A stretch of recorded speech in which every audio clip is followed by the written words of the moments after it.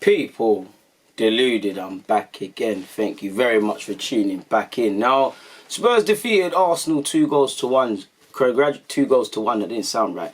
Congratulations to Spurs, because at the end of the day, you know, whatever way you look at it, they got the 3 points. They were the better team.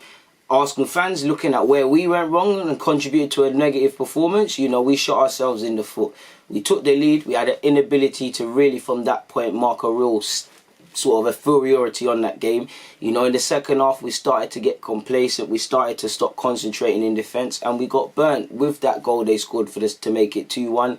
Obviously when we took the lead, again, game management, cool heads to do them sort of passes there, what Kolasinac is doing. You know, Kolasinac, I'm not gonna witch hunt you and things, because if it's not Kolasinac, it's David Luiz. If it's not David Luiz, it's Mustafi. It's not Mustafi, it's one of the midfielders and things like that. I'm not blaming any individual. This week is Kolasinac and he has to hold his hands up and take all the blame.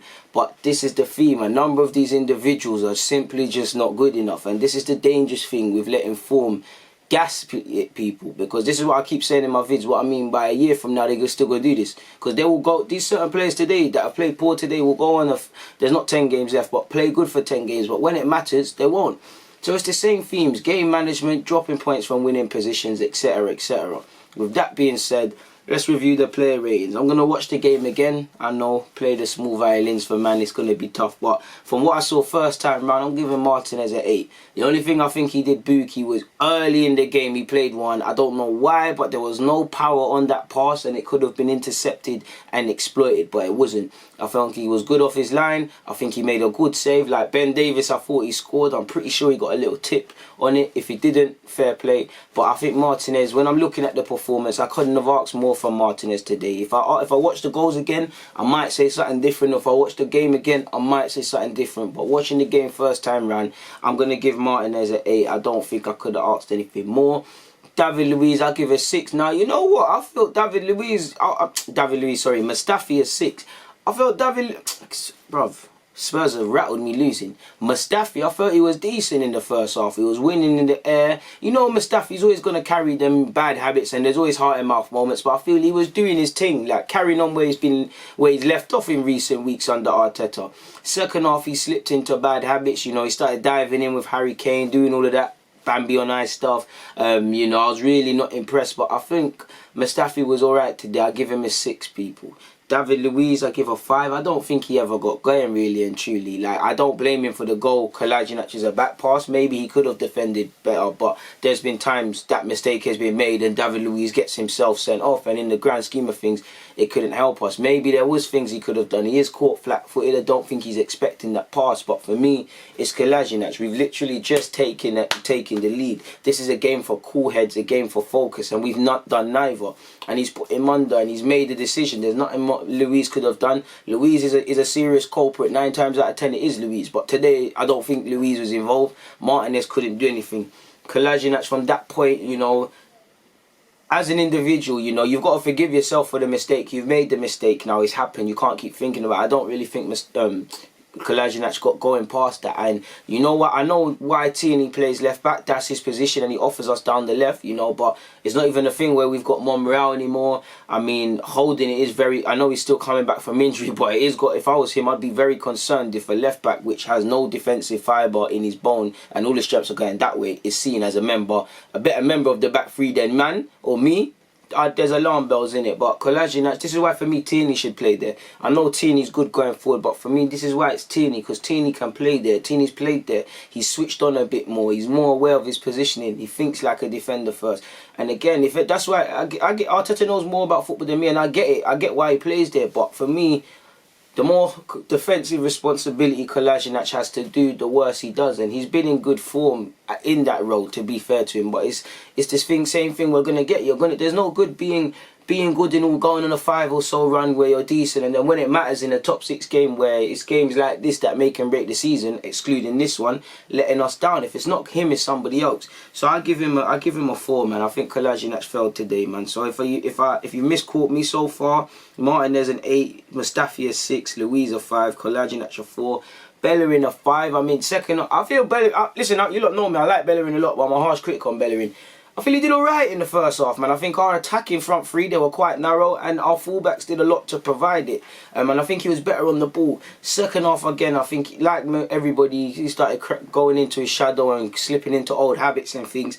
And I think in the second half, he showed, in the first game, and one pet peeve is that, you know, he's not finding Pepe enough, in my opinion. And he likes to go backwards, but I give him a 5. I think Xhaka is alright today. I give Xhaka a 6. Danny Ceballos had a good game today. I give him an 8. I think he was quality today. I couldn't have asked more of him, really and truly. He was at it today. There was a couple times he lost it in dumb areas, but I think, you know, this is a reason why he's been starting consecutive games, and he's in a real decent bit of form, and he looked alright today, man. I don't think I could have asked more of Danny Ceballos, so I give him an 8. Aubameyang, I give him a 5. You know, for me, I don't really care about the one that hit the post. I know it should have went in. I think he was an outlet today. He was about, but I think he was quite quiet by his own standards. And he, you know, Aubameyang's one of them weird strikers in that, you know, he's got 20 league goals. He's very clinical, but he has a habit of, you know, these comedic misses, like, you know, people, you know them, I don't want to name individuals because it's disrespectful, but you know strikers that are not clinical, if they done what Aubameyang did, they're going to be plastered everywhere. He has that habit of, you know, the missed kicks and all them things, but same way I think he should have scored today. I don't want to say, oh, it would have been 2-2, it would have been this, it would have been that, because it could be true, but ifs and buts don't win games. But I feel it's a 5 thing for Aubameyang. Moving away from Aubameyang, Kieran Tierney, I give Tierney a 6. I think he put himself about today. I give Pepe a 5. I think Pepe was good and frustrating today. I don't think he was appalling. I don't think he was amazing. I think he showed the good, bad and the ugly, really. And it shows me there's a player in there, but there's a lot of bad habits. Like, you know, he lost the ball. He's playing a silly... I mean, he's not switched on. I can't remember if he tried to play a pass or control it, but he lost the ball in the middle. There was one terrible free kick he did and lost it. You know, these are the sort of things he's got to eradicate from his game. But beyond that, I think he was alright, especially in the first half. I give him a 5, really and truly. I give Lacazette an 8. I should give a bonus point of a 9, but I was going to give him a 7, and he scored. I think Lacazette scored a cracker. We've been on his back. You know, he scored a cracker today. You know, he scored away from home. You know, I thought it's going to be a thing today. Arteta starting Lacazette, much less him scoring in the game. That should sound like a win. That's something that ain't been here at Arsenal, but...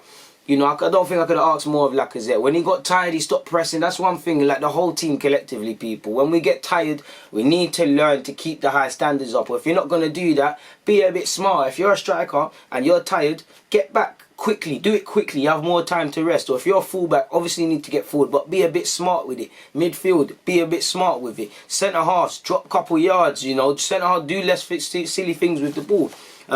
Apart from him getting tired, I think he pressed well. I think he dropped back well to get involved. I think Lacazette had a good game, and obviously he scored a goal, so I give him an 8.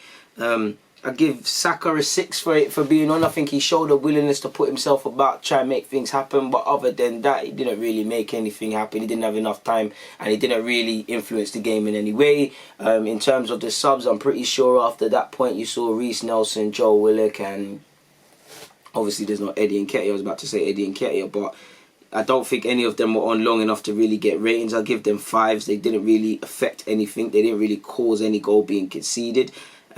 Maybe watching the goal again, I'll review things. But, you know, to concede 3 minutes after we've scored, people, and to lose the game 9 minutes from time, that tells you everything about this team's game management, people. It's as simple as that.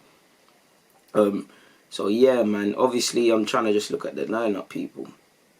If I've missed anyone else out. Cedric as well. Cedric, they're not on the field long enough to do anything, but it is what it is in terms of our game against Spurs, our defeat, our 2-1 defeat against Spurs, and my player ratings. Please comment yours, please like and subscribe. I'd love to hear them all your thoughts.